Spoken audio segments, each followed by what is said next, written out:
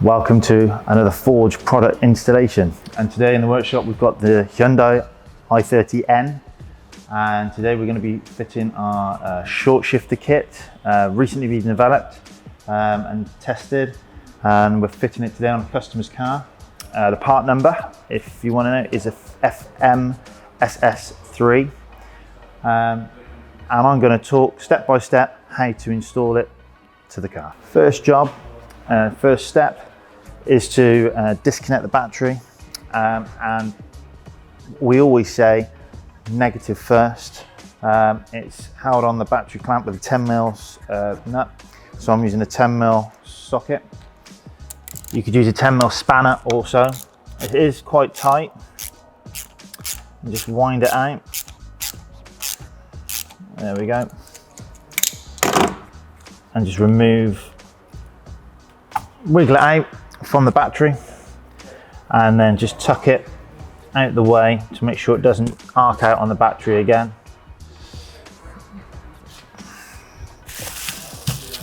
You can even use one of the jiffy bags that comes in our kit just to put over the end of the terminal to save it scratching the vehicle. So, and again, stops it arcing out. Now we'll remove and undo the positive side. Again, it's another 10mm, not so tight, this one. Wind it out.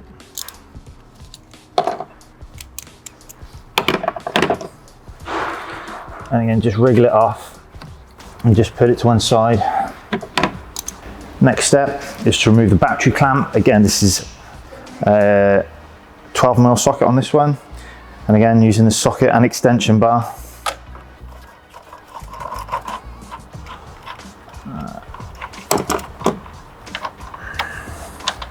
Right, with both terminals removed, the clamp removed, you should be able to shuffle the battery towards yourself very slightly. Use the handles for the battery. Now it's quite heavy.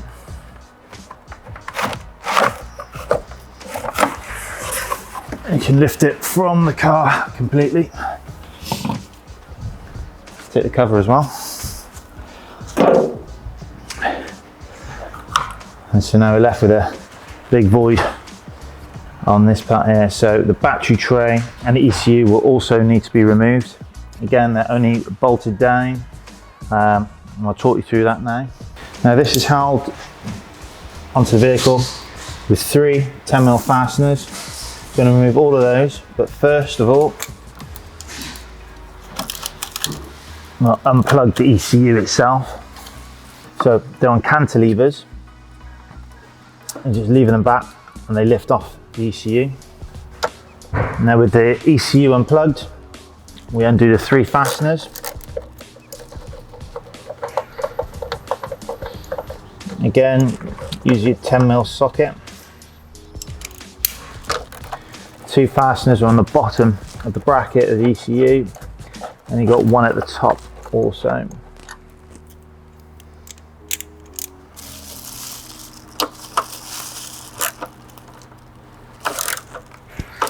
Top one is a wee bit stiff.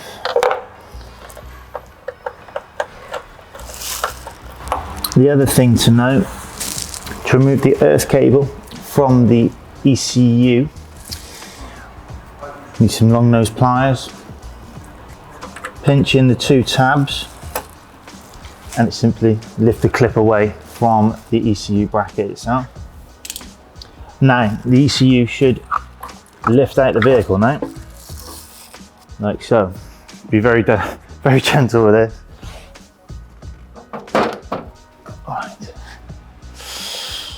Right, with that removed, we're on to removing the battery tray itself, so we can get access to the gear linkage.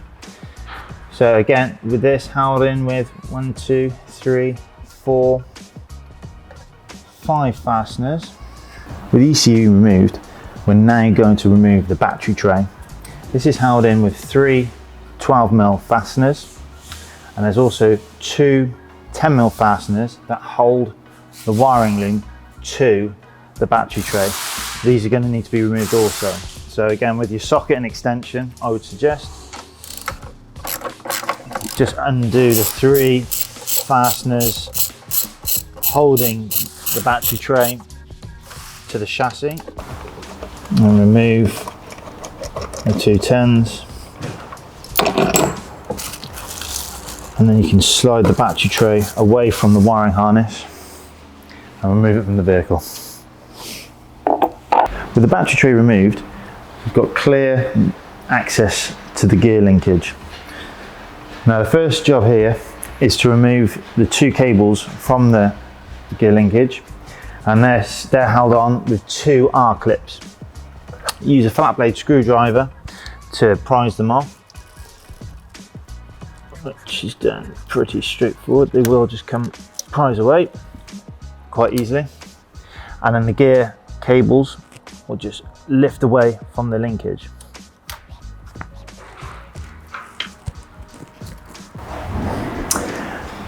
Next, we need to remove the 3 14mm nuts that hold the linkage to the gearbox. Use a spanner, or I would suggest a socket, and ratchet drive, and gently undo each nut. And I say gently because it's tight on room in here, and you could clunk your hands quite easily on the engine mounts.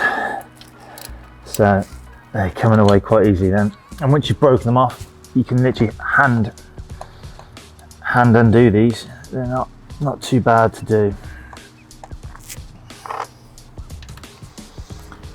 So that's number 2. So the first linkage we're going to remove is the side to side. And again, when removing, if you go back and forth motion, they come off quite easily. If you try and tug it at one angle, it'll grip and bite and it'll be hard to remove. So just wiggle them off and they come off quite smoothly.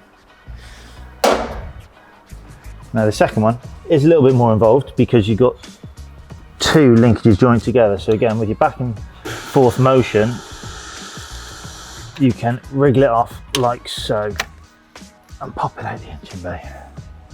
So again, together, wiggle it out, and you can remove it quite easily.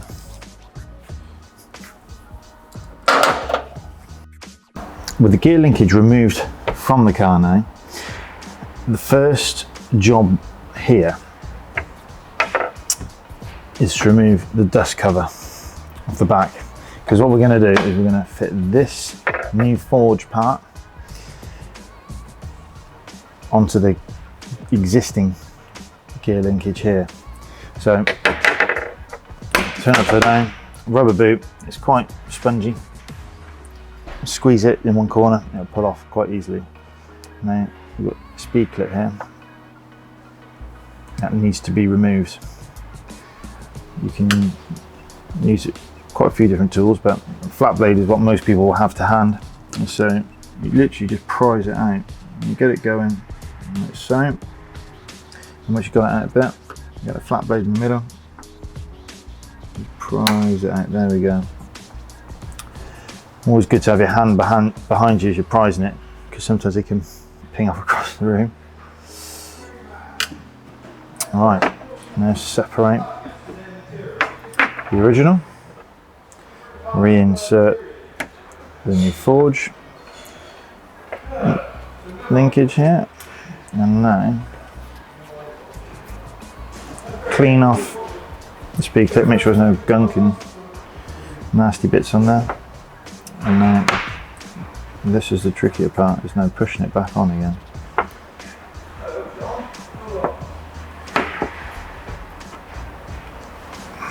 Get it going, then you can use your flat blade again now, just to push it home.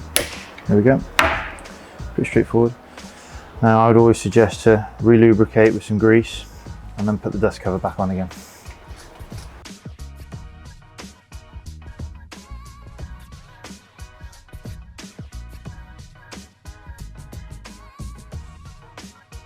So note the 2 pins that come with the kit, one's longer than the other, as you can see. Now the longer one needs to go on to the linkage, which is going to be doing your back and forth throw.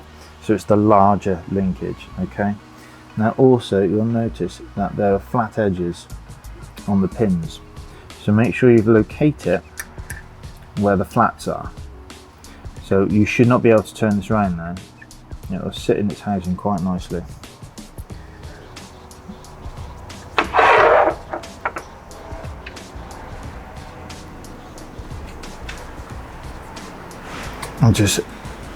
We're going to loosely do these up to start with, so that we can actually, it's a 13mm spanner, and that is a bit long-winded, it's a bit of a faff because it's awkward to get in there. You could also use a 13mm socket, which is probably the better tool to use, but as I've got a 13mm spanner, we will use that and persevere. But yeah, don't do it all the way up rock hard tight. Just pinch it up so you can test, and once we've refitted it, you can test your throw to make sure you're happy with where it is. Now, I've had a bit of experience with fitting these now, as we've within the development stages, so we kind of know what feels nice. So I would always suggest somewhere central or very slightly towards the center of the shifter as being the sweetest spot for the gear change. I think if it's all the way in its shortest shift here, it feels a bit notchy, a bit too extreme for most customers. But around there should be pretty perfect, I would suggest, but that's up to the consumer. You can put it where you like really, but we'd always recommend in the middle or just slightly nearer to center. And with the shorter shifter, locate flat spot so it doesn't move about. And this is the top.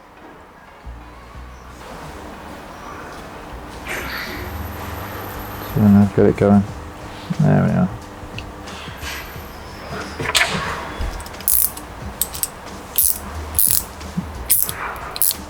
Again, 13mm spanner or socket, I think. And I'd suggest again with the side to side motion, halfway is really what I would always suggest. I would have it, especially on the side to side, no more than that really. Or is it just, if you like spirited driving, it can make it a bit clunky, the box, rather than a sweet quick change. You'd have to be very precise, so halfway on both is ideal, especially on this one. Reinstallation, pretty much the opposite of taking it out. With the new forward shifter on, this can be a faff, frankly, but with patience and perseverance, you will get there. They are keywayed, so gently lie the mechanism on top of the box and shuffle it into place, and it will drop in the hole. Once in position, grab your side to side shifter mechanism, again with this, just wriggle them into position. There we go, and it'll drop in nice and gently. Do not force it in. As I said, we said before, it's a keyway. It will only go in one orientation. Do not force it. Do not use hammers. It will just drop on. With the linkage installed, we suggest to just hand tight the 3 nuts holding it to the gearbox. To start with,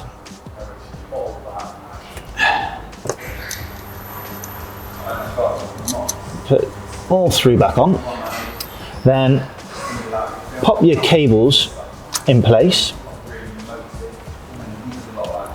And at this stage, don't need to put the R clips back on. Now, give your hands a good wash, jump in the vehicle, and just test that the throw feels nice, feels where you'd want it to be, because it's quite straightforward at this point to whip it back off, slight adjustment, put it back on, before we button everything back up again. So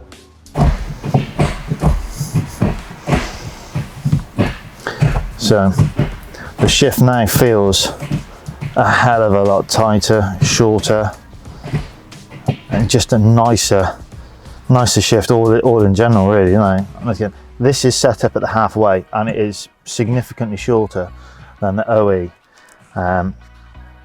You could slightly give it a little bit longer if you want it a little bit more OE, or if you like it nice and aggressive and short, you could go further still. But I always suggest it halfway that's where I really like it. But you know, it's each to their own, and you know, do as you will with it. But yeah, this is a vast improvement, and probably one of the best mods for this vehicle.